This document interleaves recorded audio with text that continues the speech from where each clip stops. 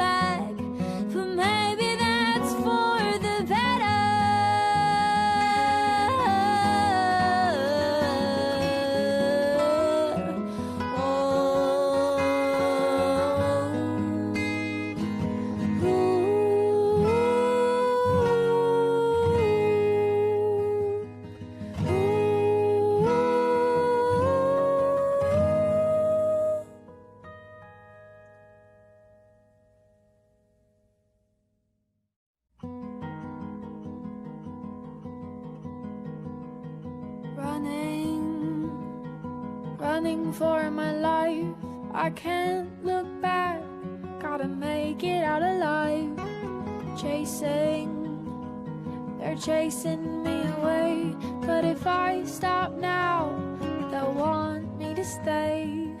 Fly like a bird, got to fly away.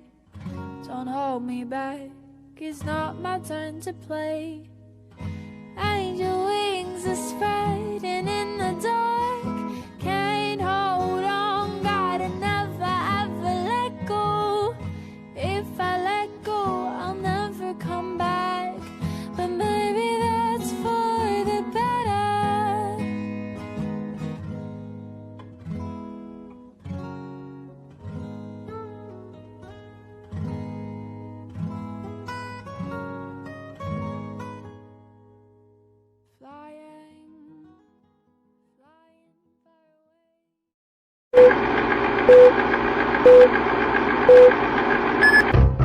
To remind America of the fierce urgency of now.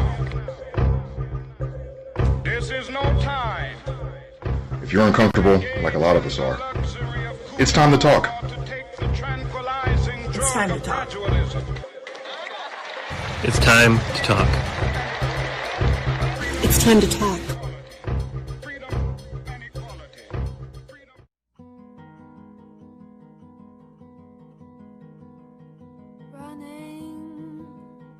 Running for my life, I can't look back, gotta make it out alive. Hello, we're Jack and Allie McGuire, hosts of AWARENOW. As we enter into a new year, we are aware of where we've been, and we look forward to where we need to go. We're also aware that this journey and the conversations ahead may not always be comfortable, but they are necessary to raise awareness and create action for needed change.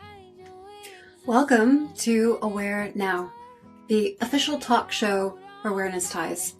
Here we talk about topics that aren't always easy to talk about, and we do so one story and one voice at a time.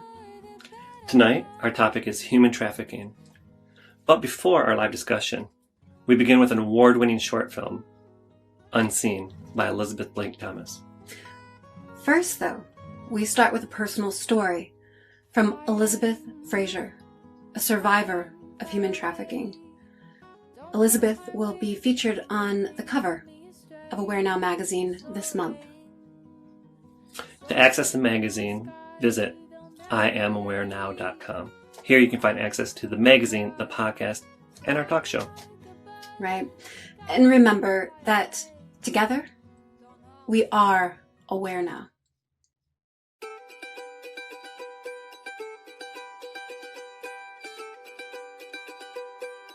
My name is Elizabeth Fraser, and now I live in California with my 5 kids, my super handsome husband, and living the dream. He is somebody that I didn't ever imagine even coming close to marrying. When I pictured my perfect life as a kid, I have a better life now than I even pictured growing up. And it's because of him. We like to dance in the kitchen after dinner when we're doing our jobs. That's what we like to do. We have dance parties almost every night. We just play in the backyard. My kids love Frisbee and soccer and just outside, just playing, just being together.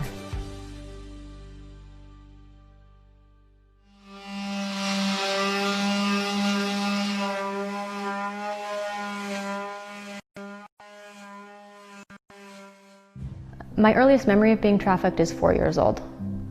I'm sure I was groomed since birth, basically, but I don't remember. The earliest memory I have is I was 4 years old. And I remember the hotel was a big yellow sign. I knew I was told what to do. I was told which door to knock on, and my mom just waited in the car. And when I was finished, I don't even know how much time passed, I had an envelope and I handed it to her, and she put it in her magazine, and we drove home. And that was the beginning of my normal. When I was little and I would look at the door when hell was going on, I would beg somebody to break through that door and rescue me. I continued being trafficked until I was 23. Even after I was married at 20. I would leave in the middle of the night. My husband knew I would leave. I had a location and a place to be, and I'd come home and he thought I just couldn't sleep, so I'd go for a drive, because that's what I would tell him. And people sometimes judge me for still being in it after I was married, but they don't understand that my husband's life was threatened. And I knew they could follow through on it. I've seen the stuff that they're capable of, and I wasn't gonna risk it. And then I had a son, and he was threatened. And we moved when he was almost 2. And I felt like we were far enough away, out of state, that I would be safe and they would be safe. And we wrote a letter telling them that we would call the police if we heard from them. And for the most part, they've stayed away. And that was 10 years ago, 11 years ago. Pornography was always involved. There are pictures of me out there and videos of me somewhere. And that is a really scary thing to think about, because I was never there. I was never wanting to do those things. I was never wanting to be videoed or have pictures taken. It wasn't my choice. Even when I was being sold, they were making pornography from that. A lot of times there are women like me that are being used for pornography. They pretend like they want to be there, and they don't. They don't want to be there, and they're humiliated being there. So when you do engage in pornography, you're hurting a lot more than just yourself. Well, I went and confronted my parents 5 years ago with my husband, and I was worried I was going to feel like they wanted me back and that they missed me, because I hadn't talked to them for years before that. You have this idea of what your family is and what you want it to be. And I wanted that more than anything growing up. I wanted to be loved with no strings attached. I wanted to be taken care of and be a kid and be able to enjoy my childhood. And I didn't get that, but I still wanted that. And when I forgave them, it didn't mean I wanted them in my life. It didn't mean I trusted them to ever know my children. It just meant that I was letting go of what they had done so I could have a happy life.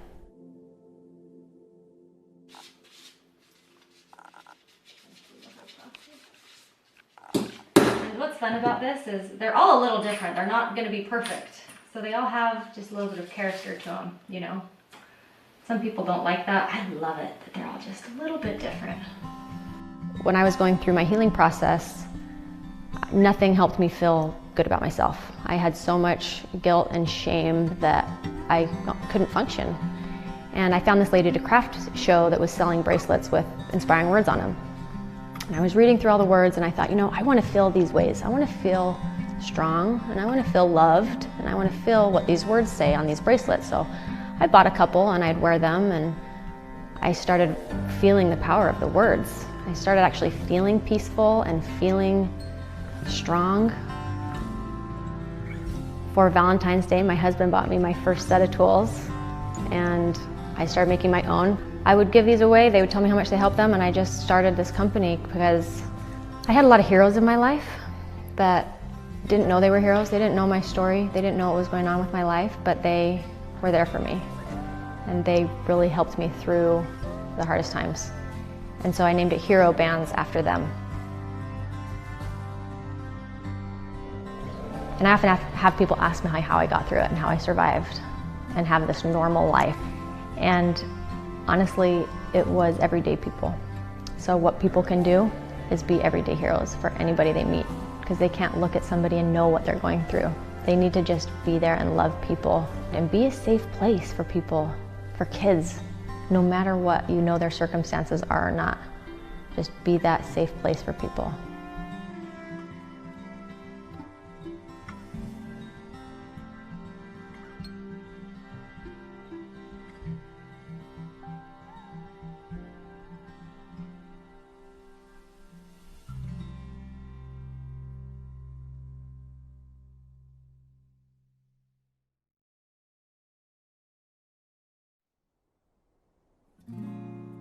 on the outside. The world's on fire. The door is locked, you've got the key.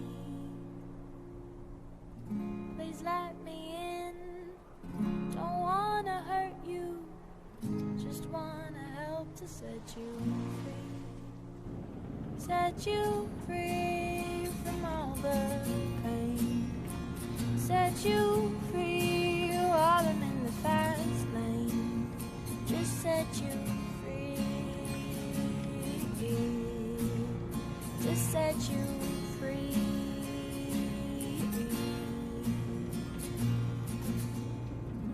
The flames are getting bigger.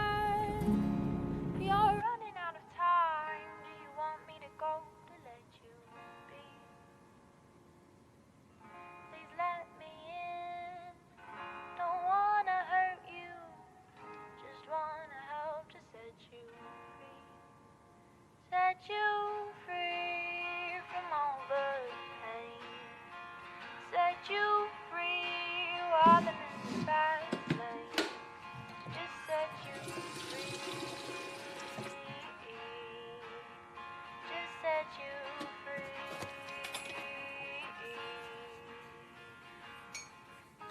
You got I'm leaving in 10. Got an interview. I'm going with Jen.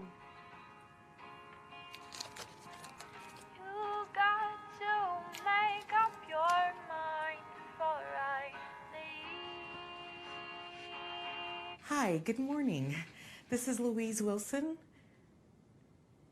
Yes, Mr. Thompson, I know that's what I said, but I just need to check with my bank to see what.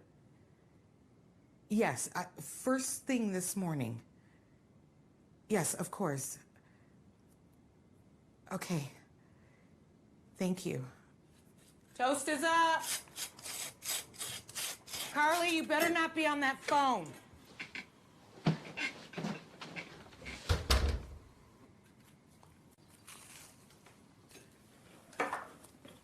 Love you, babe. Love you too.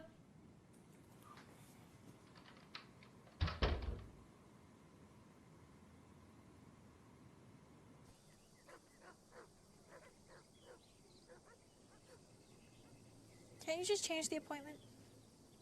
No, because they're only in town today. The casting's only from like 5 to 7, so I'll just meet you at the party after.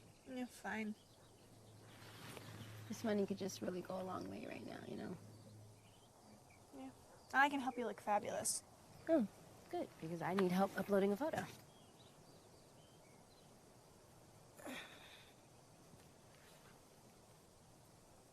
Pop your hip out. Make sure you don't touch the doors. Okay.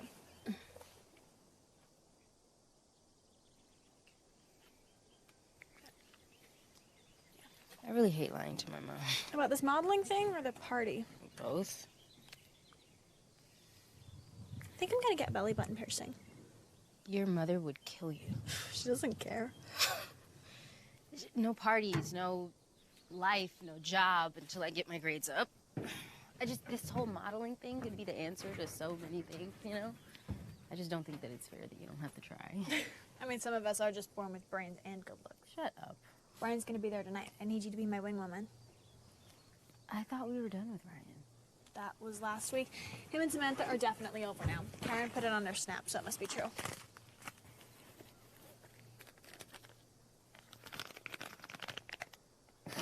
That's oregano. Crap. That's why it was on sale.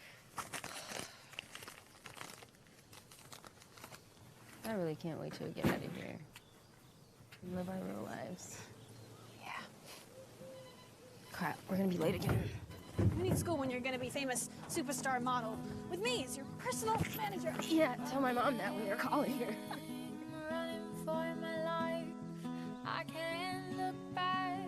Gotta make it out alive. Chasing, they're chasing me away. If I stop now, they'll want me to stay. Fly like a bird, got to fly away. Don't hold me back, it's not my turn to play. Angel wings are spreading in the dark.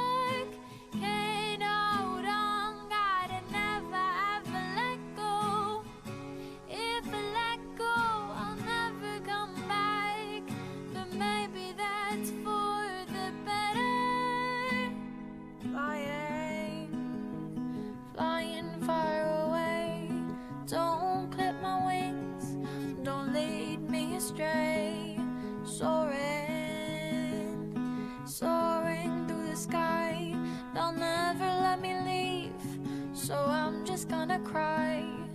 Fly like a bird, got to fly away. Don't hold me back, it's not my turn to play.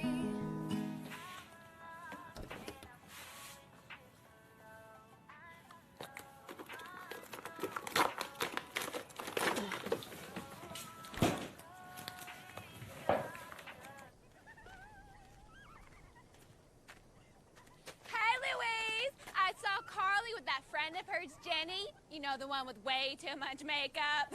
Thanks. Timmy! Timmy, you get off that roof right now! Are you okay? What do you want for dinner? It's fine. I told you I'm going to Jen, so I'll probably just have takeout or something. I just bought all this food. Okay. Invite her over here. Mom, it's fine. We already planned for me to sleep over there. I feel like I don't see you anymore. I'm starting to forget what you look like. Okay, would it make it better if I promised you Saturday night, me and you, TV all night? Really?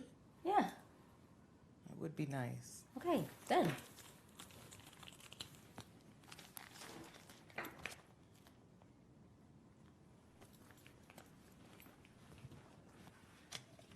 Here. Are you sure? Girl, you better take it before I change my mind. Love you. Oh, Mom? Yep. Yes, this is Mrs. Wilson. Yeah, I just applied yesterday. I think it'd be perfect for me. Mom, Oh, yeah. Oh, have a good time, sweetie. Don't work too hard, okay? Yeah, I'm still here. Okay, I'll see you tomorrow. Okay.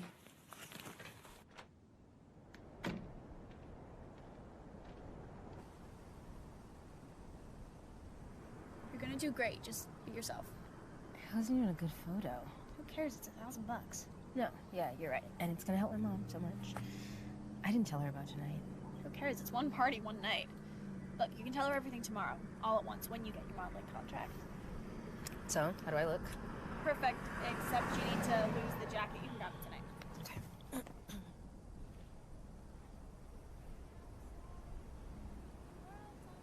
This will bring you good luck. Darling, it's beautiful. It's Cartier. You're the best. You can pay me back when you're rich and famous. Okay, you're gonna do great. I'll see you later. Okay. Wow. Thank you. Set you free while I'm in the fast lane. Just set you free. Just set you free.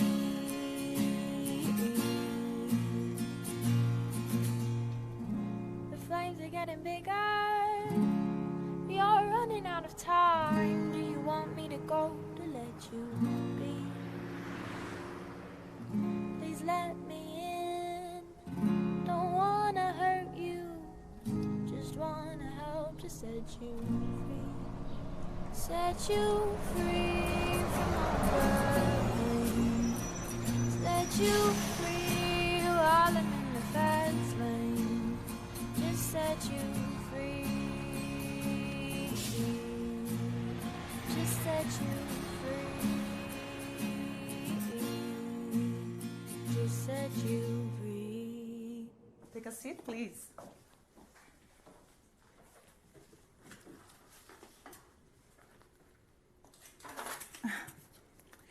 So, why don't you start by telling me who is Carly? Oh, sorry, I'm 17. I hang out with my friends, I go to the movies. Oh, I love listening to music. So I imagine you want to know a little bit about us? Oh, excuse me, I have to take this. Allo? You've got to be kidding me. But she was supposed to leave yesterday. Well, you're gonna have to call them up and fix yourself. Well, I don't have time for this. I'm with a client right now. Yeah? It seems like could be potential. All right, talk to you later, okay? Bye-bye. Sorry about that. It happens to me all the time. And I find these amazing girls and then with great potential and some big agents just comes and snatch them up. But anyway, where are we? Oh, tell me about your weight. 110. Excellent. And do you have a passport to travel internationally? Yeah, I'm sure. My mom and I just don't really travel much. That could be about to change, my darling. So I really like you. I think you're very special. So let's do like that. Take these papers for your mom, get her to sign, and bring it back to me. I'm sorry, is there a problem? No. Your mom does know that you're here, doesn't she? I mean, you're mine, and this could be a huge problem for me.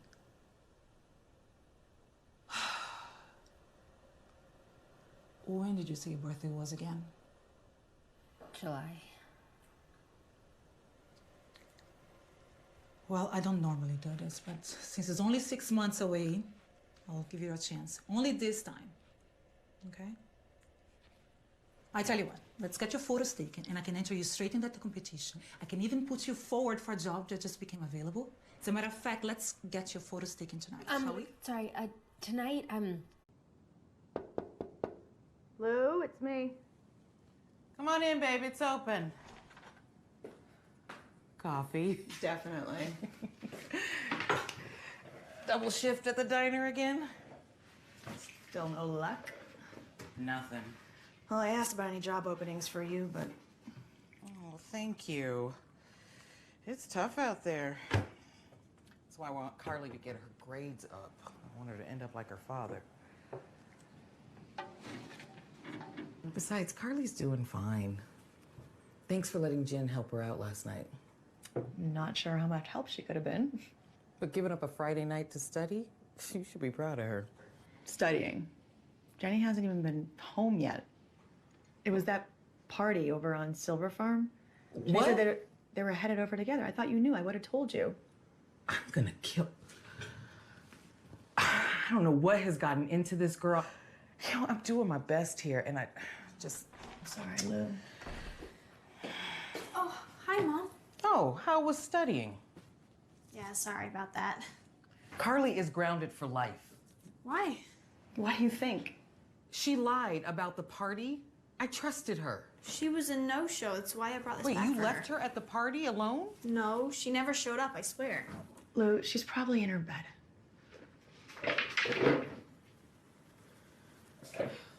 She didn't miss much. Ryan's back with Samantha.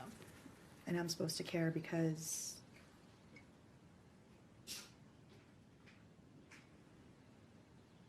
She's not here.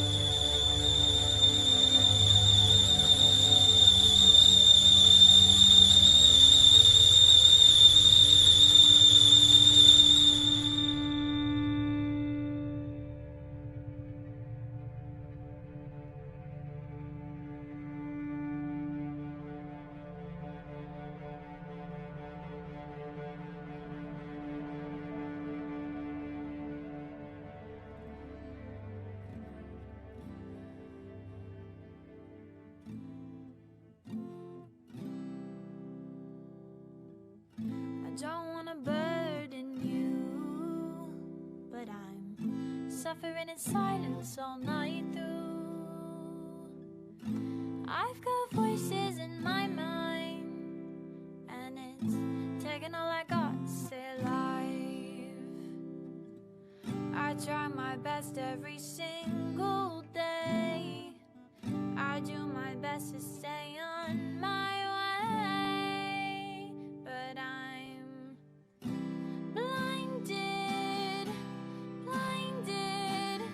blinded by the light. Oh, I'm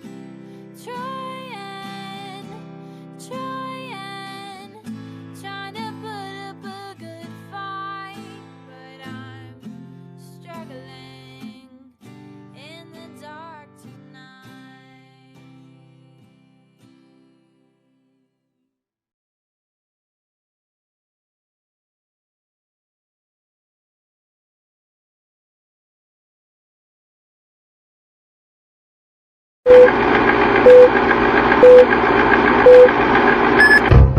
To remind America of the fierce urgency of now.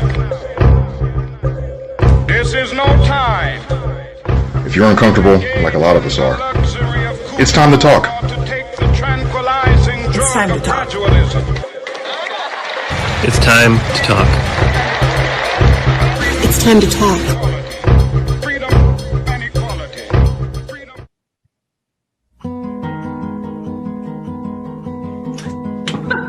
Hello. Hi, and welcome to Awareness. For my life. Aware Now. Aware Now is a multimedia platform consisting of a magazine, a podcast, and a talk show dedicated to raising awareness for causes, one story at a time. This show is designed to start needed conversations that lead to sustainable change. With an unfiltered format, we do three things. We define and demystify a stigma about a social cause. We share personal stories, and we explore how to raise awareness through action. Right, so this evening, it's time to get comfortable with being uncomfortable in a discussion about human trafficking. So what a difference, personal story here, what a difference a K makes. I remember when I, true story, first heard the term human trafficking. I thought it was a reference to a crowded place with people standing and moving shoulder to shoulder. And I wish that's what it was. The reality is that human trafficking, spelled with a K, is the use of force, fraud, or coercion to obtain a type of labor, service, or commercial sex act. The reality is that in this world, at this moment, there are over 40 million victims of human trafficking. The reality is that 1 out of 4 of these victims is a child. This is why we must be aware now. This is why it's time to talk. Absolutely. So, joining us in our conversation as our featured panelists, we have Elizabeth Blake Thomas and Mary David, Evia Golde, and Mick McKeown. Thank you so much to each and every one of you. Let me provide just a few introductions for those of you who are new to this crew. Elizabeth Blake Thomas is a storyteller who, as you just saw in this film Unseen, uses film to tell and share stories to support causes. Passionate about creating positive social change through media, she employs her talents both on screen and off screen to create positive social change. And as a philanthropist, as a professor and podcast host, she's also the co-founder and resident director of Mother-Daughter Entertainment. In addition, she is the Awareness Ties official ambassador for human trafficking awareness. She's remarkable. Remarkable for sure. Thank you so much for being here. We appreciate you. Thank you. Next, we have Mary David as an actress, media commentator, and practicing lawyer who leads sex trafficking prevention programming for teens in LA as a United Nations advisor on women's and children's issues. Mary defended the rights of domestic violence victims and disenfranchised populations before the UN's General Assembly. She also handled nearly 2,000 criminal cases as a prosecutor in Baltimore City, including numerous cases of assault and sex crimes. Mary is the official ambassador for domestic violence awareness for Awareness Ties. Welcome, Mary. Mary, thank you so much. Thank you so much for having me. Oh, just wanted to add, I'm not really in a practicing capacity as an attorney, right? I mean, I'm still barred, but I do more on the awareness advocacy side. So more on the awareness side than the practicing. All right. The attorney in me had to like make sure that I was. All disclaimers. We appreciate recovered. Way to go. So now we have, Evia Golde. So since 2014, Evia has served as a human trafficking committee chair for Women United Atlanta, a group of 100 plus donors who support the work of the UWGA. She was the, I'm not gonna say this correct. She was the Tocqueville, is that correct? Tocqueville Women Cabinet Chairperson in 2017, and in 2016 was the co-chair for the Safe Harbor Ballot Committee. This campaign helped successfully pass the Safe Harbor Amendment at the state level to create a permanent fund for victims of exploitation in Georgia. So in recognition of her efforts, Evia was a recipient of the United Way of Greater Atlanta's 2017 Leading a Life of Purpose Award. So thank you to Evia for joining us. Yeah. Thank you for having me. Yes. And Mick McKeown, founder of Panelists, a successful battle-tested political operative turned entrepreneur and business coach. Prior to Panelists, he served as the executive director of the Homeland Security Advisory Council and Campaign Office. And in this role, he became a leading international voice supporting efforts to end human trafficking. Working with both Congress and the executive branch, Mick created the Be Cyber Smart campaign and oversaw the rebranding of the If You See Something, Say Something campaign. Mick, thank you for taking the time and joining us tonight for this conversation. Thank you for having me. Yeah. So, tonight, again, honored to have all of your voices present, along with that of Lisa Bowman. Mm-hmm. And so Lisa, founder of Marketing Mojo and current advisor for Awareness Ties, as our moderator for the evening, a very special member of our Awareness Ties family. She will be the one who will guide us through this conversation as we, one, define the stigma, two, share our stories, where we get very real, very quick, and three, explore a solution for not just talking the talk, but for walking it. Lisa, we cannot thank you enough for being here and helping to put all of these pieces together and helping to direct this conversation. Thanks, Allie. Thanks, Jack. I love the opportunities that you guys give me to do this because I always learn something and it's a great use of my time. So thank you. This is January. We are day 14 of this new year of 2021, right? And starting off a little crazy for a new year, but regardless, the focus for tonight is human trafficking. January is Human Trafficking Awareness Month. And I have this really horrible habit. Every morning when I wake up, the first thing I do is pick up my phone, which I know is terrible, and they tell you not to do that. But the first thing I do, pick up the phone, I look at CNN, I look at Twitter, which honestly has been so much more pleasant this week than it was prior to this week. And I check LinkedIn to just get caught up and start me thinking about the day, right? I want to catch the news. I want to see what's happening and sort of get my mindset in order. So this must have been a sign this morning because when I opened LinkedIn, at the very top of my feed was a post about a flight attendant that saw a young girl on an airplane traveling with an older man. And she had said that the indicators didn't look right to her. The young girl was able to get up from her seat and get to the restroom. She made eye contact with the flight attendant. And when she left the restroom, the flight attendant checked the restroom and found that the girl had left a note in the restroom saying that she was in need of help. The flight attendant alerted the authorities. When they landed, the authorities were there, and she didn't go into detail other than the situation was addressed and resolved.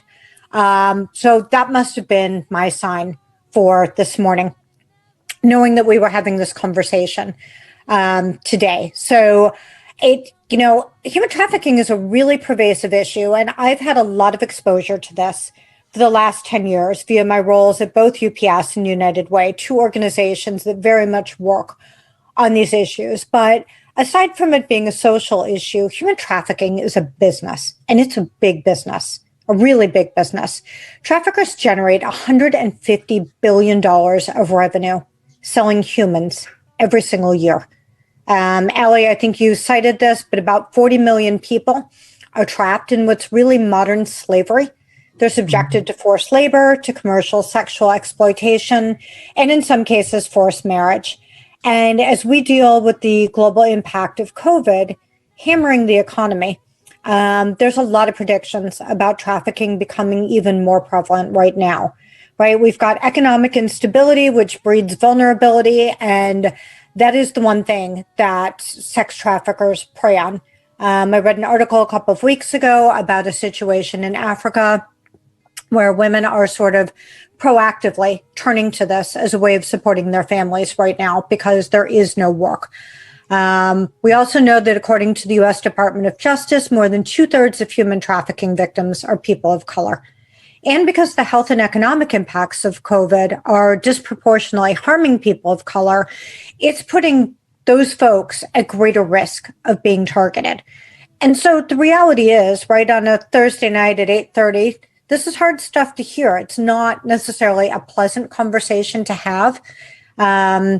You know, there was a pre-show with content. Some of that is hard to watch. And as I listened to those stories, they kind of shook me.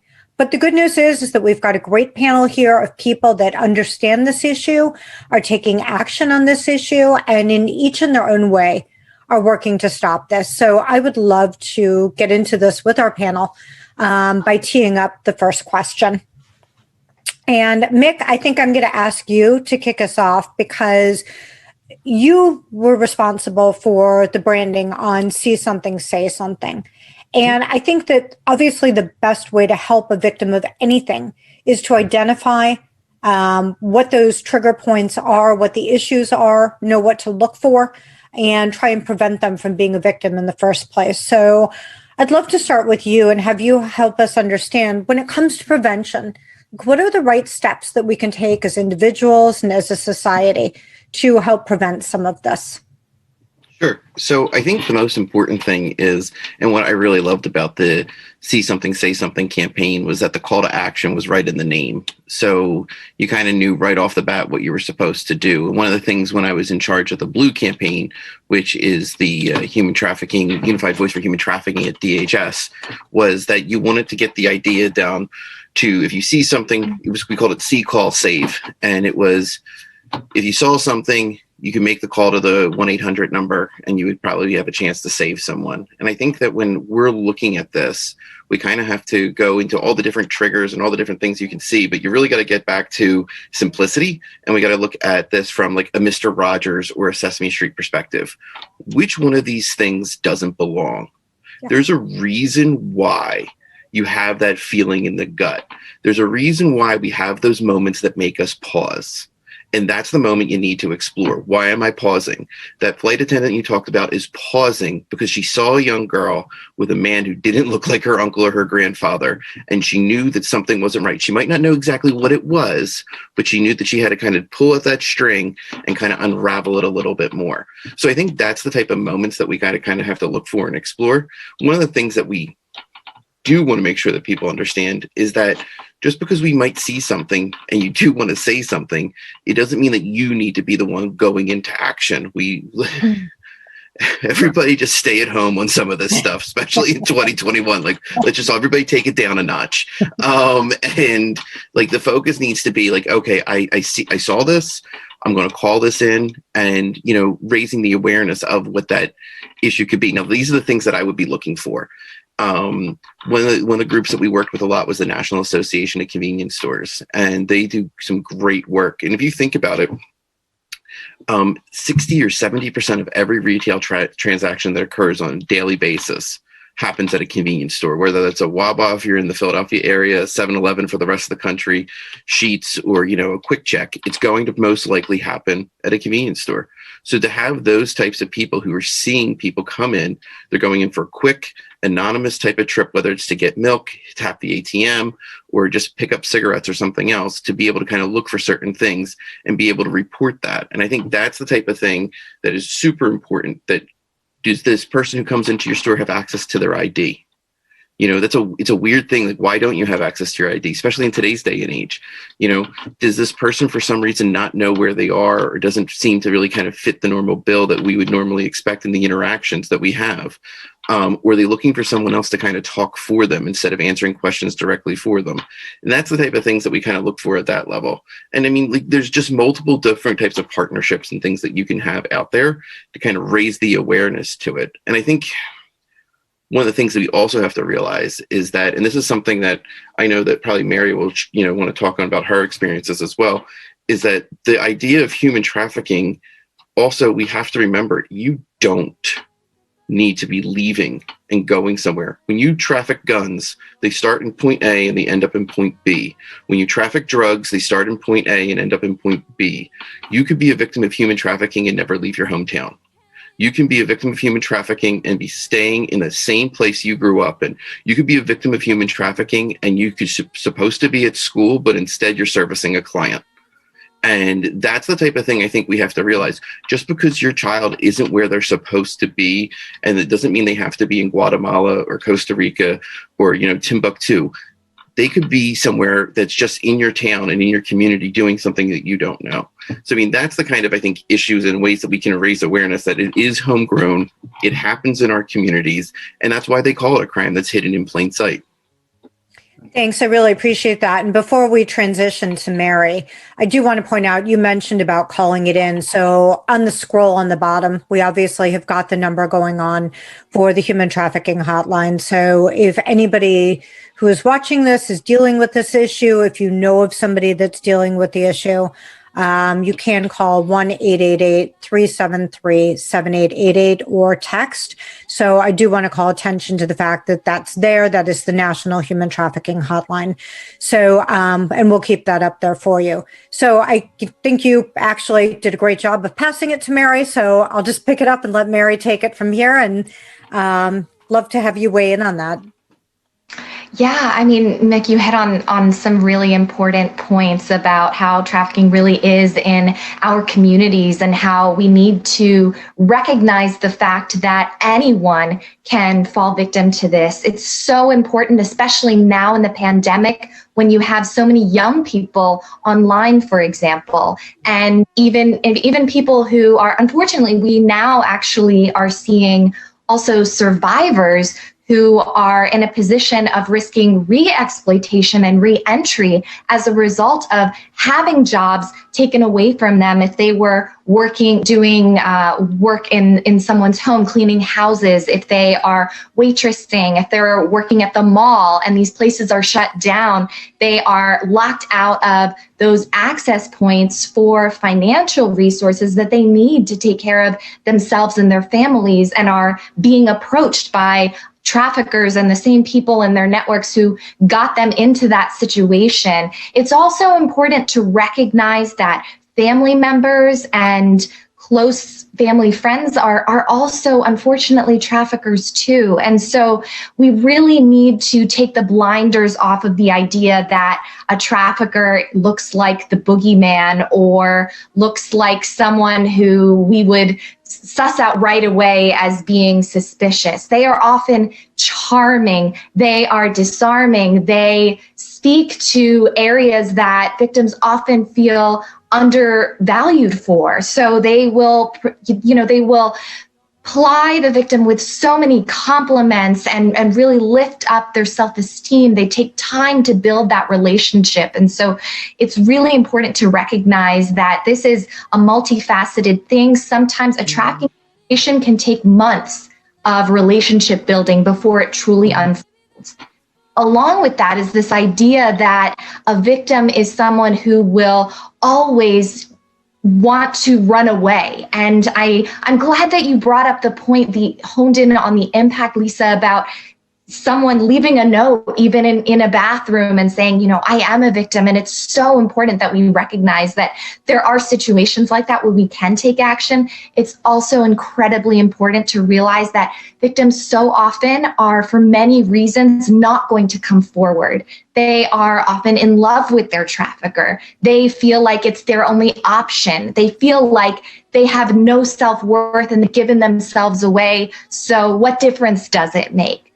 A lot of teens and young people who are involved in this, for example, they feel like they're going to get in trouble and that it's their fault. They've been blamed by the trafficker, who oftentimes has video footage of them or photos of them, that they're afraid of being released. And the worst thing in the world to a child often is getting in trouble and having their parents find out, and the shame and the grief that comes from that. So we really need to just recognize all those different layers, and from there it can grow into how we actually can take action. And that means, you know, utilizing our creative spirit to create beautiful works of art like Elizabeth did. It means following anti-trafficking organizations for more resources, learning what's going on, but then also taking that to your communities, taking that to your family members and your friends and saying, hey, did you know that this is going on? And do you know all the people that you're actually talking to on Instagram and on Snapchat,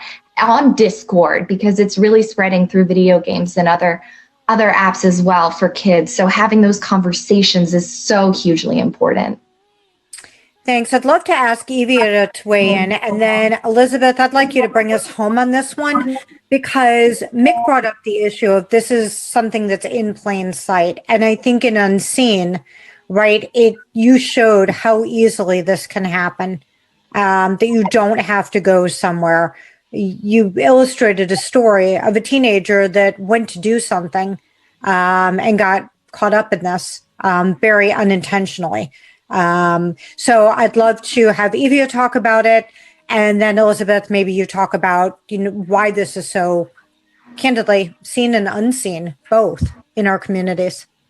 So with all the work that we've done, so many of these kids, as Mary has said and as Mick has said, they don't self-identify. They don't even realize sometimes that they're being trafficked. And so it's really important, you know, with the education and awareness that we create, whether we're reaching our schools or we're trying to influence our community, that we can share the information in such a way that these kids can understand the risks that they face every day when they're on the internet, when they're out there in the community. And so, and I think we also have to understand that, you know, this is reaching down into middle school. When we were doing our work with the Safe Harbor campaign afterwards, we were still working on education and prevention. And we had a case and an incident when we were looking at, and I think what we really need to understand as well is with this prevention piece, you know, we can have individual awareness, we can have hotline numbers, we can educate our law enforcement, we can have all this great programming, we can throw money at it. But until we reduce the amount of vulnerable people that are out there, we're not going to solve the human trafficking problem. Because it's a vulnerable, I mean, there are cases, sure, where you've got the middle class girl who gets lured in on a modeling shoot or whatever, but these are vulnerable people who are being exploited for the purposes of making money. And I mean, it's human slavery, whether it's labor trafficking, whether it's child sex trafficking, it's human slavery. And it's not going to go away until we have the right support in place where we have support for vulnerable populations. I mean, it's not. And also to tackle a demand issue, which, you know, I don't want to get into that right now. But so this story about what happened, I wanted to share this with you. So we had a middle school teacher come to us and ask us to provide, we were looking at an education program in the middle school, 12-year-old girls and boys. And she wanted us to help with some programming. And she told us a story. So this is a school in a not so nice part of town. A lot of the kids, you know, single parent families, there's homelessness involved. Most of these kids are on free lunch. And she comes to us and she says, you know, I know there's something going on. I realized there was something going on when I had a bunch of kids, just very, very active principal, who weren't showing up for school. You know, because 91% of these kids who are trafficked, this is on the child sex trafficking piece, are still in school, which is, you know, kind of mind-boggling. So she said, you know what, so what's going on? She asked these girls, or asked these girls' friends, where are they, what's going on with these girls, where are they?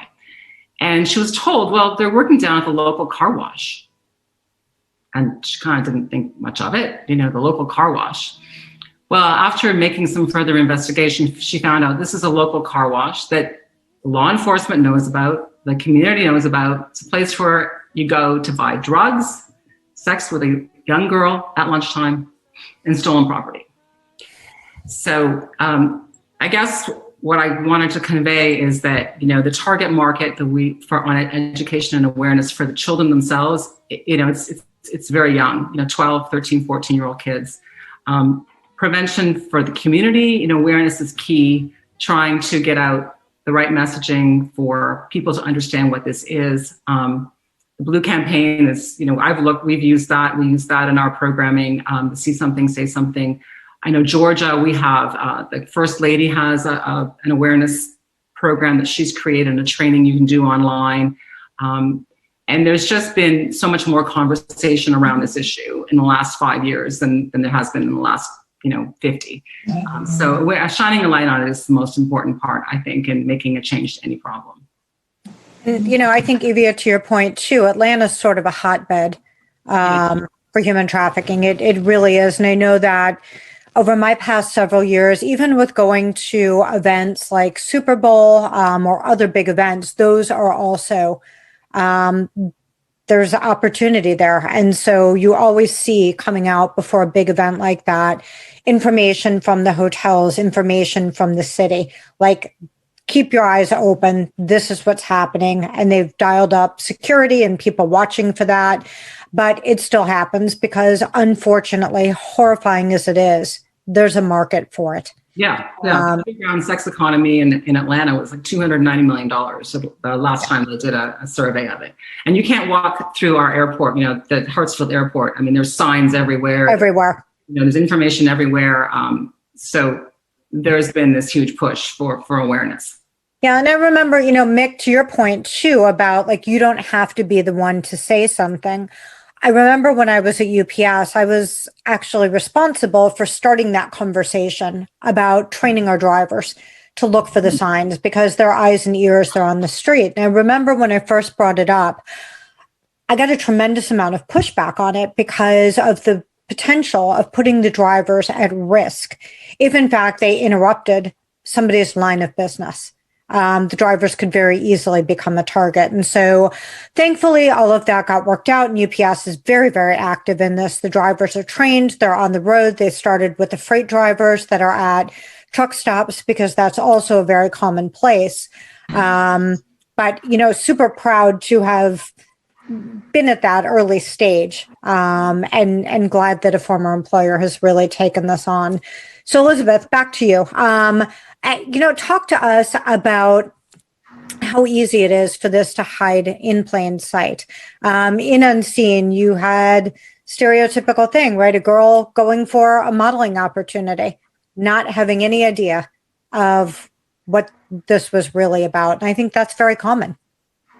Well, I've really appreciated hearing everybody's points, and actually everybody's brought up something I was going to say. So I will I will comment on the main aspect of Unseen, which was about the social media, because, you know, Lisa, when we first started, you said this thing, we get up in the morning and we check it and we look at it.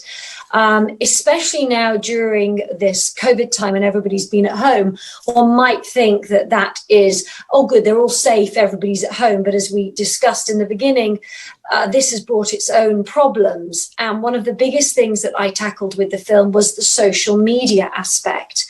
And I'm just going to read a few of these sentences, because I think we'll all recognize that these young people are saying, and also to go to the point about the age. All the children nowadays have mobile phones. So this can be 7 upwards. You know, this is easy for communication to now happen via the young people and the traffickers. And it's not in the way that we think or used to be. So these are the sentences that are hashtagged. Nobody gets me. I am so ugly. My life sucks. My parents don't trust me. I need to get out of here. Just a few sentences that kids write. Okay, now we might not think that there's anything wrong with that, but these traffickers, these predators specifically look for these terms, this terminology, which is what I wanted to get across in the film. The concept that something as simple as that, we all write our feelings, don't we? We all let everybody know, oh, I'm having a terrible day today. But the vulnerability that comes from that sentence mean that these predators look for those specific people and respond with things like, I understand you. I think you're beautiful. I'll make your life better. I'll protect you. I'll make you successful. Everybody wants to hear that. Everybody wants to get those positive comments back. So the biggest thing for me with Unseen was about utilizing social media. I'm a mother of an 18-year-old actress who has social media. I'm very fortunate because she actually doesn't want to be on it very much. In fact, she just reduced her posting. I think it's the only teenager that doesn't, and I have to force her to be on it. But most teenagers are on there. Now, I hadn't even understood the concept about, the way these hashtags work. And of course, you Google hashtags and you type something in and it comes up with everybody that you've never met that wrote the same thing. It's not rocket science, but it's something that I think we don't realize and we didn't understand how that works. And these predators look for these vulnerable children in that way. And I wanted to try and convey how easy it was. It's not about the fame even. It's not about showing, because there are different types of luring. These predators lure these people in: ego, fame, success. I mean, I've got a whole list here that you feel there's the job lure, the hero, the playmate, the threats, the computer, all these lures that can happen. And the one I chose was by using social media. So it could be any of these. Social media is something that needs to be monitored. And of course, it would be great that Zuckerberg or whoever could do it better than they do. But it's us as parents that also need to help this. And that's why I made this movie to be an educational conversation starter so that the parents could watch it with their young people. And I made it suitable that, a 7-year-old could watch this up to whatever age. That was very important for me. And Jack and I were discussing this before we all jumped on and talking about the fact that this is such a powerful film. It should almost be mandatory in schools. Oh, yeah. I'm trying to make it, Ali. I'm giving it, it's there. I want everybody to have it. What a resource for a parent. I mean, we have ages 2, 4, 12, and out of the house.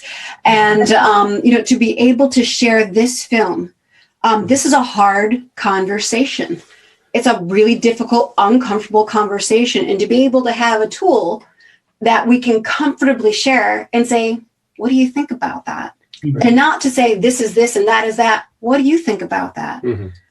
Thank you for making this, for providing this resource, because it's needed. Yeah, I love the fact that, to your point, Allie, it's a graphic subject, right? But you've got a tool that you've produced with this film that addresses it in a way that, as I said to you, I'd be very comfortable sharing this with my 16-year-old stepdaughter and no qualms about her watching it at all. So thank you for that. Evia, I'm sorry, go ahead. No. I was going to ask you if you could maybe take the lead on my next question, because you've done work to really benefit survivors of sexual trafficking. And with that, Mary, you had talked about sort of the loss of self-worth. And so for survivors, the shame, the potential loneliness that follows can be really brutal, right? They're isolated. They've had this circle, this trafficker that's looked out for them. They've managed to get away from that, but sometimes they've been isolated from friends and family. And often any association with the sex industry, whether it's by force, by choice, is really highly stigmatized. And so that stigma, that disgrace can be a barrier to keep trafficking victims without help. So how do we remove the stigma of that and help folks integrate back in to a society when they feel that maybe they've been on the fringes? So do you want me to take that? Or maybe? Yeah, I'd love you to kick us off on that one. So I'm involved with Wellspring Living, which provides restorative care for child victims of trafficking. And they also provide programming for women who have aged out. So we're talking 17, 18, 19, up to 30.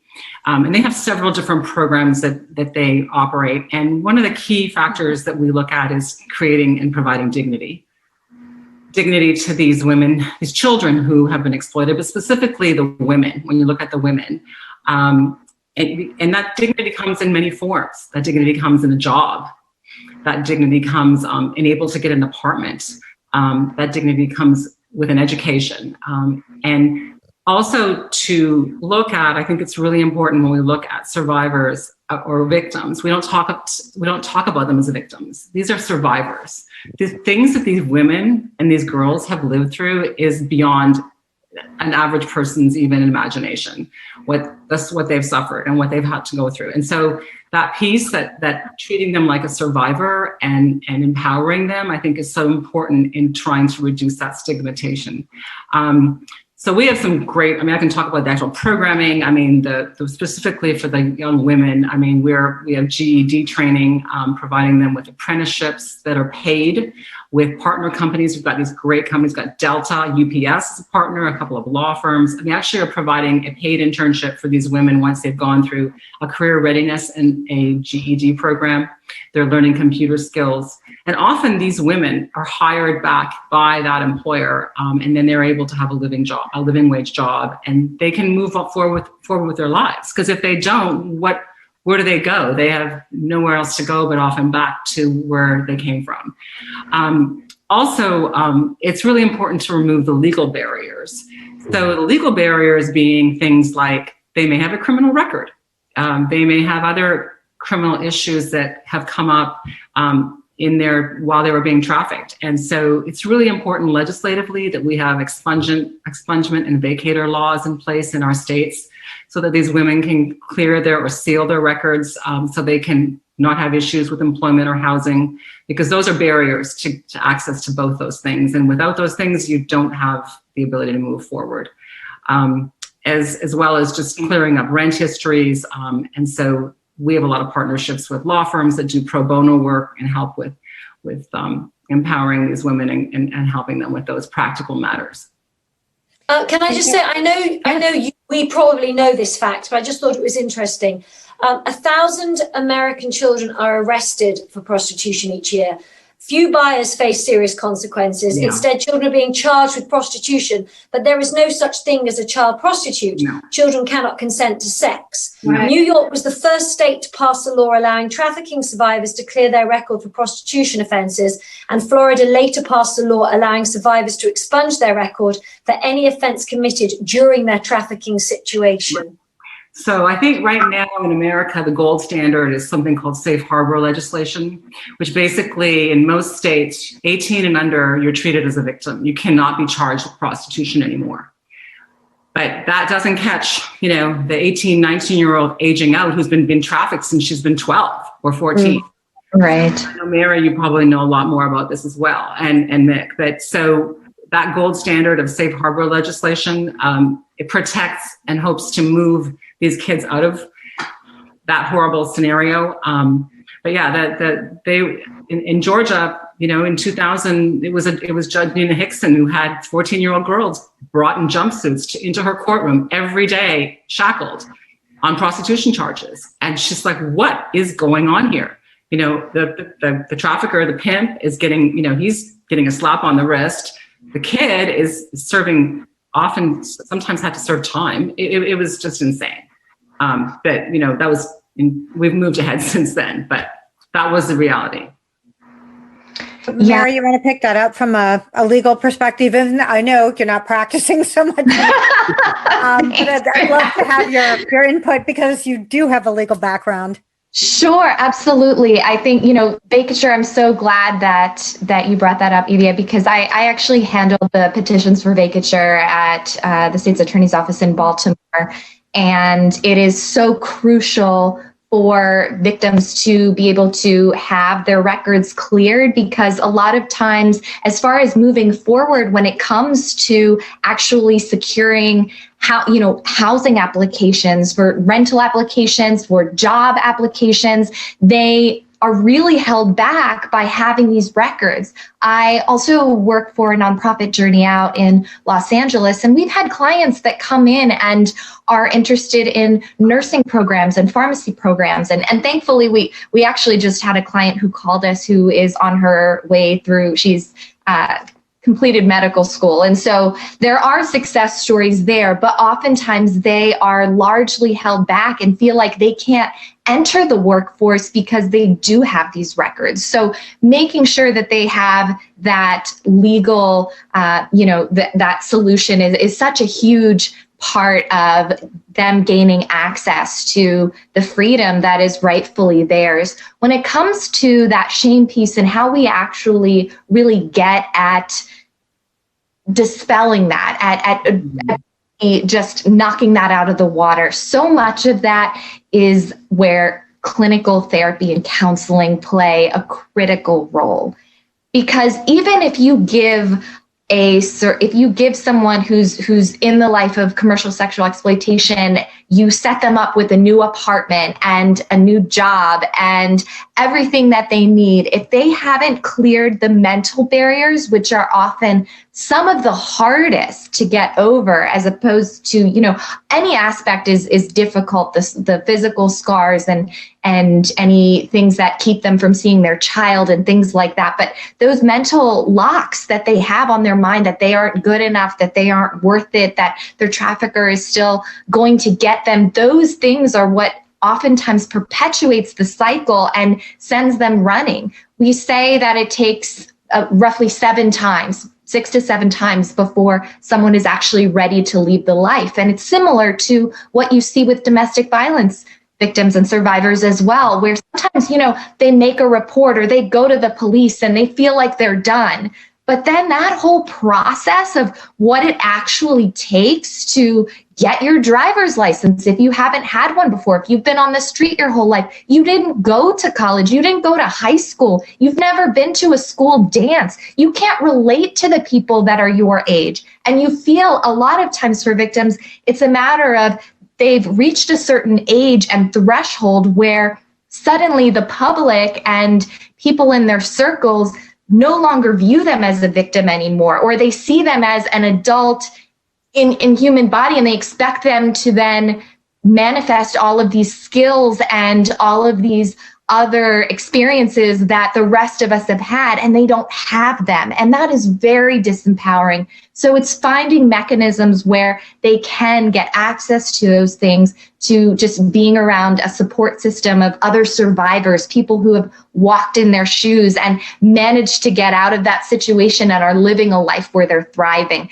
and really changing that narrative to the points that were already made, as far as this is not a victim, this is a survivor. Because what we see oftentimes in stories and reports about this is you see an account or you hear an account of a victim, but it's like the world closes after that and they are left in that victim status, when in reality, they are going on to flourish and do other things. And so when we can recognize that this is a fully capable, empowered person of agency and change, who can really galvanize not only their spirit to move into other areas, but they can really lead change across the board and put them in positions of leadership, recognize them for the champions that they are and the resilience that they must possess in order to stand where they are before you. That's where we can really elevate them to a place where the stigma and that feeling of shame can really reduce. Yeah, I think it's really important. I mean, I know that many of the women and girls, I mean, they all suffer from PTSD. I mean, it's clinical PTSD. And without trauma-informed care and therapy, you're not going to get them to the place they need to be. And when they re-enter, you know, Mary, you're so right, they get re-triggered, they fall back, they need, you know, they need access to that support, mentoring, and counseling that you're talking about. And I think it is crucial too, as we move through this, as we move through whatever it is, whatever programming we're doing or work that we're doing, whether it's prevention, awareness, restoration, recovery, on the demand side, legislatively, is we need to engage these survivors and ask them, you know, what is it? How do we solve this problem? You tell us what you need. What is it? And there's been a movement towards having a lot more survivor leaders in this movement. And that's critical, I think, to really coming up with some great solutions for the problem. And I really liked Evia's point too, when we were talking about the education aspect, just how crucial it is for that to come early. And that's for victims. That's also for other students who have, you know, who are friends with people who might be going through this, because so often, I mean, I've been a part of programs like this too, where I do trainings for young people as well. And when you're talking about, I mean, by the time you get to high school, you really need to be talking intervention. Yeah. Because it's too late. And so middle school and even elementary school, thankfully, you know, Elizabeth has put this great film out there, and there are ways, age-appropriate ways that we can engage young people. And we have to, because it's such a part of our culture. If you look at, you know, shows like Tiger King, if you look at just even the history of some of the superstars that we elevate, traffickers actually use stories like Kim Kardashian's and Cardi B to say, look, you start out in, you know, you put out a video of you doing some sex act, and that it moves you all the way up, and that's how you get to stardom. And so there are all of these narratives that are going out there that are really untrue, that are just putting them at risk. And so when we are just exposing them without giving them access to any sort of prevention or proactive methods that they can take to take themselves out of these scenarios, we are just doing a huge disservice to youth across the board. Thanks. Elizabeth, I know you've been trying to jump in and you had a point to make. Well, it's very interesting listening to what everyone's saying, because actually something that I wanted to do when I created Unseen was, yes, it's a short film like that, but actually it's my second act. My first act and my third act that I'm trying to raise funding for at the moment actually are concerning the subjects that we've just been talking about. The third act is exactly what you said, the survivor aspect. So my lead actress, this is then 2 years later, because I think that is just as important as seeing her being taken and how that happened. And so the third act is very much about her being found, and what is it like being put back, because it's based on a true story and the girl was actually found. So being put back into society, what is there? That mentality, as you said, of victim versus survivor. What does society do in order to help and integrate? And I think that's very important for the audience to see. And my first act, which we haven't really touched on much, I actually saw something very different visually. I saw basically city, business people, women, men, this amazing flashy world going on, and realizing at the end of that first act the dark side of that, because that's something that we're also not aware of, the type of people, and you touched on it briefly at the beginning, which was a child trafficker doesn't have a neon sign saying I'm a child trafficker. You know, Rebecca DaCosta, who played that character, is a beautiful model, is somebody that everybody would like to be and aspire, and a female. And so to me, it's about having an act at the beginning of the movie that shows this world that you can easily be confused by, be taken in by, and it's too late. Then you cut to that middle act, my second act, which is showing this young, vulnerable girl that you know, who's got a single mom. It's not about drugs. There's nothing horrendous going on. She just lives in an area that, you know, these predators prey on. And then that third act about the survivor. And I just think it's an important thing to discuss. And I am going to do it. As I said, I funded this one myself, but it would be lovely to get some support with Act 1 and Act 3. And I think that whole story, then that whole package that can be broken up into pieces is incredibly educational. I hope it didn't come out when I was talking about the changes in media that, you know, I loved the film, obviously, and I think that that it touches on such important points. And so I hope when my comments about, you know, no. victim, you know, didn't make it like I was going after that with the film. No, that's what I'm saying. I want that as the third act. That's an incredibly important part that people forget. And people like to just embellish what happens. And actually, it's the recovery that is just as important. And that's why I want to touch on that. No, you were saying exactly the right thing. I think it just goes back to, you know, like what a difference, like we started out, what a difference a K makes in a word. What a difference, like if someone looks at me and says, oh, you are a victim, and then I feel something different than if someone says, oh, you're a survival. Well, yes, I am. There's a very difference with what my shoulders do. You know, you want to say something? I was just going to say that, you know, just from our conversation now, I'm more aware that just getting a girl out of the situation is just the beginning, really, because what's the percentage that they're going to survive on their own outside after they're out? And it's something people don't think about. At least we're raising awareness for the first part, but then you're all right. The second part is where they have to succeed to sustain the change. Right. And I think part of it too is just that whole piece about the fact that this issue is something that so many people really do know someone who is struggling in some way. They just don't have any idea. The same way when you hear cancer survivor, you can simultaneously recognize the pain, the sadness, the grief, and the struggles that go with that, and also see the triumph, the victory, the brave spirit at the same time. And a lot of that is because we know someone or we're familiar with, you know, what that person has gone through. And so the more that we increase the outlets and the freedom of being able to share and creating platforms where survivors can speak openly and, you know, can raise their voices together, and we acknowledge, okay,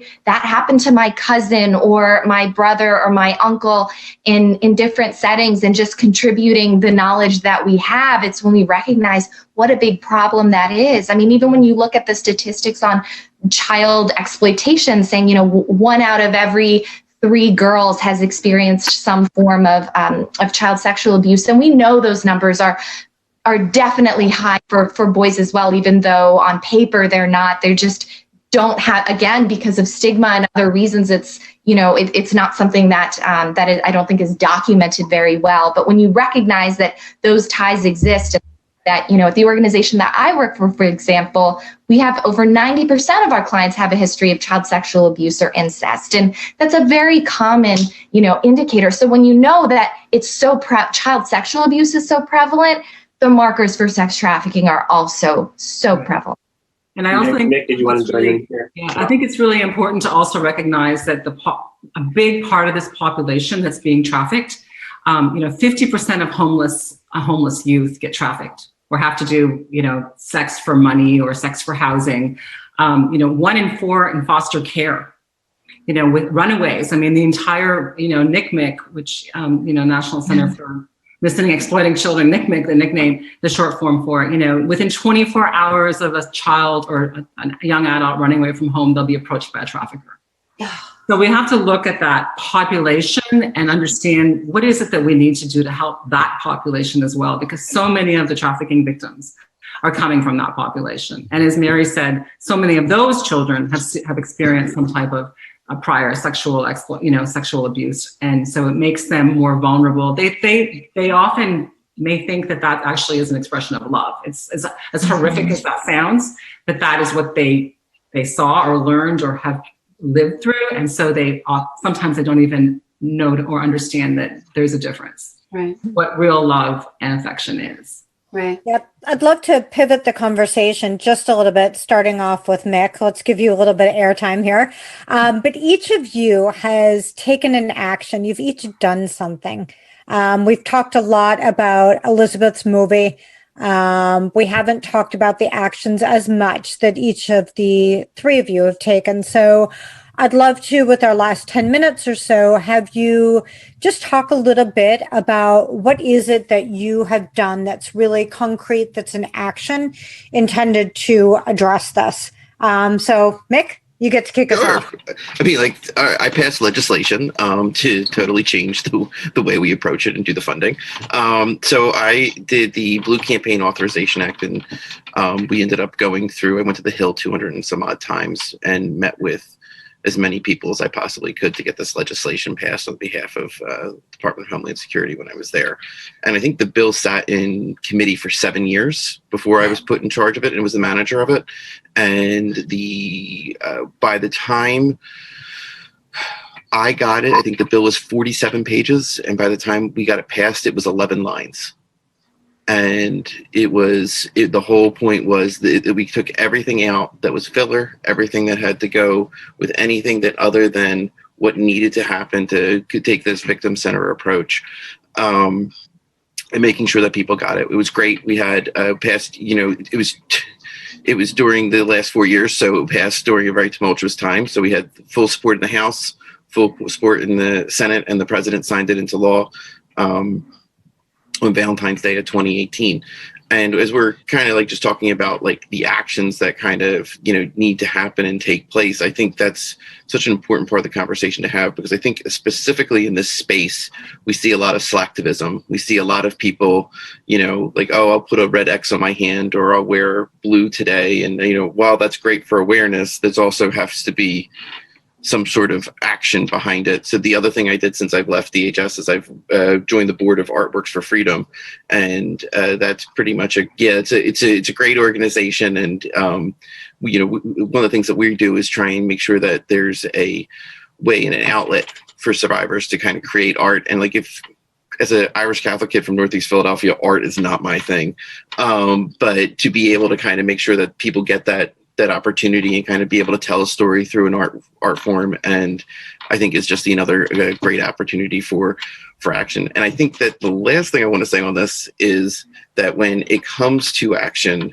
the most important thing I think our communities can do is to have the conversations that we're kind of having now, because it's the vulnerable populations that we're talking about. It's more than just homeless kids. It's more than just, single parents and things of that nature. It's kids who are looking for love, kids who are looking for acceptance.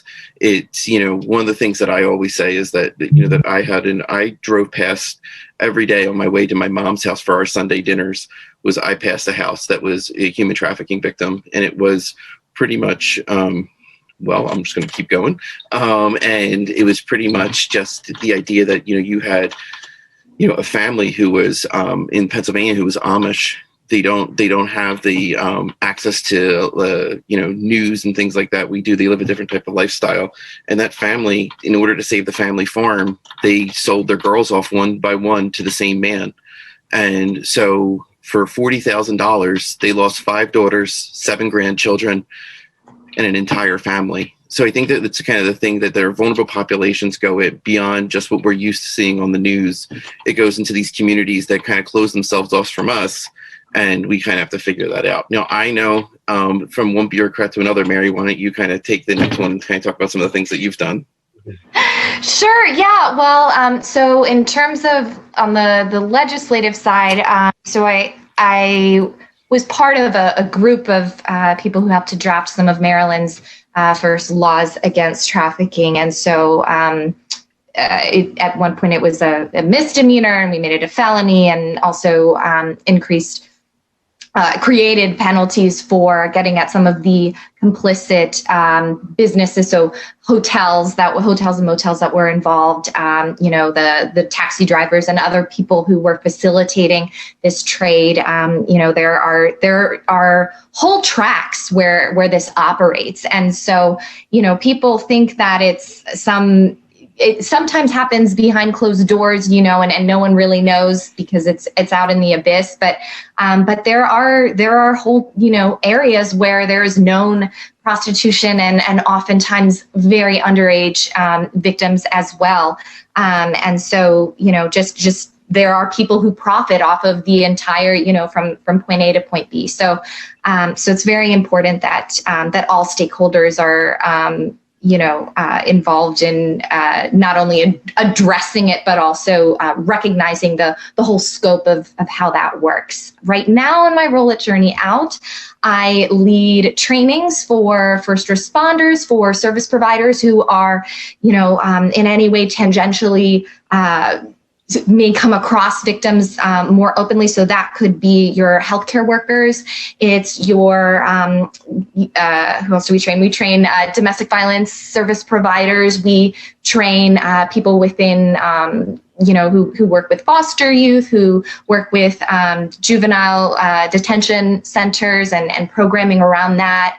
And so it is, I think, in terms of what everyone can do, I'm really glad that this is part of our conversation because, you know, part of activism, it includes the word act, and that, you know, taking a step forward, making a change. And as far as, you know, what you can do, it is, you know, conversation and like Mick mentioned, being part of those awareness campaigns are great with the X and everything else. That's a starting point, but don't let that be your end point. Have that, you know, prime you up for doing more research and more actual activism, whether that be being involved with an anti-trafficking organization, whether that's being able to donate funds, sharing and liking and reposting content actually does make an impact. I know at our organization, our donors, our funders, they're looking for those kinds of, you know, that extra engagement, but it's also, it's supporting survivor-owned businesses. There are a number that you can find online, Meat Sweets and 1,000 Shillings, and just different businesses that are owned and operated by survivors. So instead of going to your Walmart or, you know, some of your other large grocery stores, getting your, you know, getting things from survivor-owned businesses, that's huge. And it's also in these conversations, again, you know, like I feel like I'm just echoing what Mick said, but it really is true, because especially as this has moved online, I just, you know, I really want to encourage parents, especially if you notice that your child is getting a lot of extra gifts, if they're getting more money through apps that they have on Venmo, on Cash App. I mean, these are actually, you know, this is actually leads into sex trafficking, especially as a lot of traffickers are being blocked off of from using things like their Visa credit card and stuff like that, as companies become more socially conscious. So it's just being aware of those things. There's an app called Good on You if you want to check that your clothing is made ethically and, you know, free of any slave trade, that's easily available to download. So there really are a myriad of resources out there and ways that you can be involved. Mm-hmm. Mm-hmm. For sure. Well, it looks like we lost Lisa. Her computer froze is what it sounds like. Oh, technology, So, the love and the hate of it, yes. We are coming to the end here. We do want to let the last two speak here. And any final points you'd like to make? Right, right. Sure. So the action that I took, or we took, my women's group took, was that it's also a legislative piece. So my background is actually, I'm a retired attorney as well. I think it's so important. I mean, you have to have the laws in place for so much of this work to really move forward. That's like a big step if we're going to make any difference. And so in Georgia, when they passed the Safe Harbor law, which was Rachel's law, I'm going to try to be really quick. They had a component in it which created a permanent funding source. It was called the Safe Harbor Fund. And all that money that was in this fund was going to be funded through a tax on strip clubs and penalties on traffickers. It was going to be outside of the budget. It's like a permanent source of funding that could be accessed by nonprofits and people providing resources and restoration work.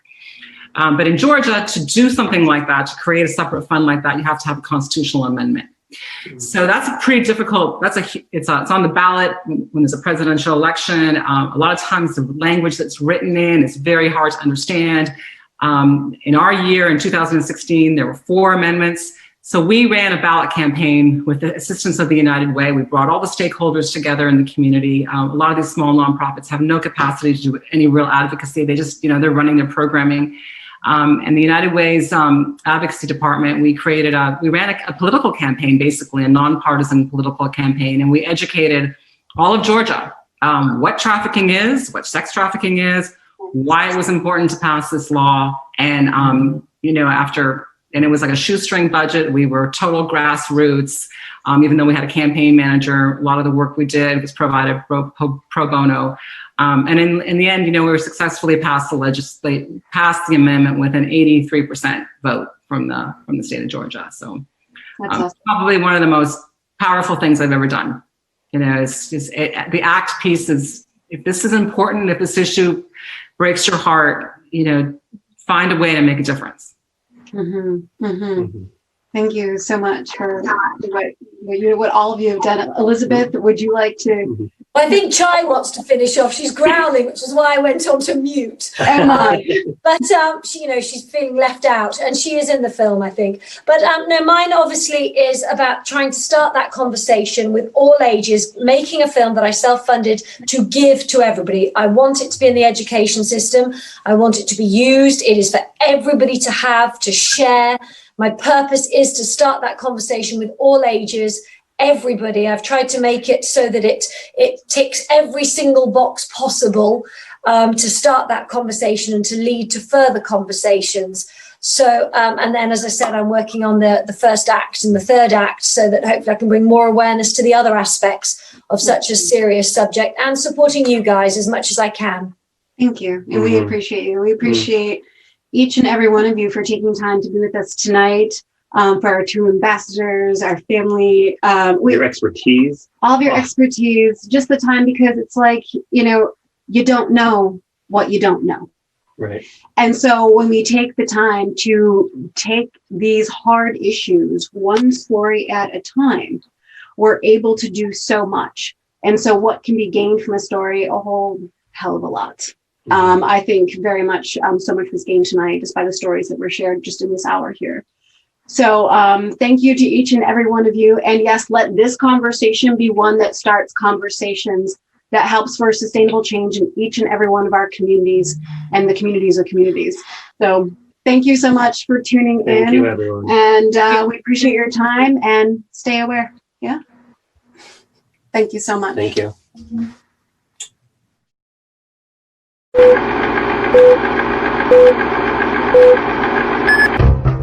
Remind America of the fierce urgency of now. This is no time. If you're uncomfortable, like a lot of us are, it's time to talk. It's time to talk. It's time to talk. It's time to talk.